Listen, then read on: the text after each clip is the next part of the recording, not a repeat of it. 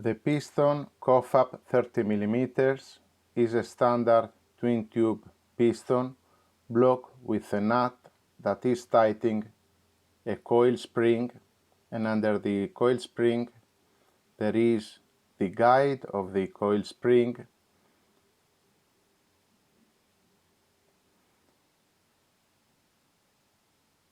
a washer, one or more shims, the piston itself, the membrane, the start spring and the stop.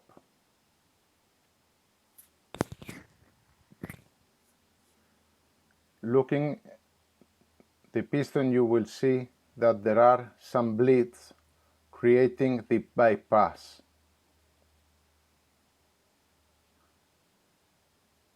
The piston is covered by the diaphragm. You can replace it with a harder or softer one. In order to reduce the bypass area, you can sand the piston on sandpaper.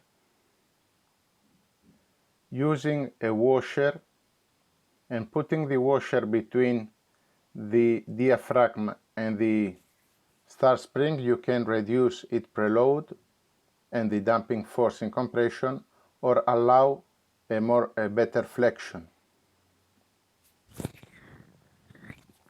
The bypass is obtained by pressing the area of the outer border of the upper side of the piston. Bigger it is, softer is the shock absorber at low speeds. If you reduce its thickness, you can make it harder. The thickness of the shim E defines the slope of the damping diagram. Thicker it is, more inclined is the damping diagram and harder the shock absorber. You can put even 2 or more.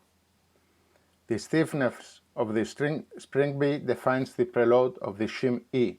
Into the catalog you can find different types of springs in order to make it harder, or you can increase its preload, reducing the length of the nut A.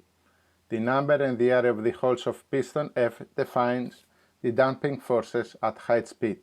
Our suggestion is do not change them.